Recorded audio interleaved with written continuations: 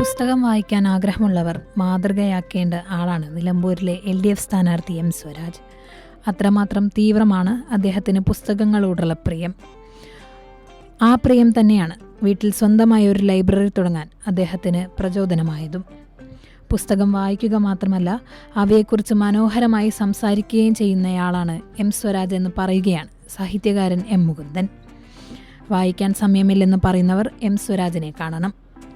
രാഷ്ട്രീയ പ്രവർത്തനത്തിനൊപ്പം ഗൗരവമേറിയ വായനയുമുണ്ട് സ്വരാജിന്.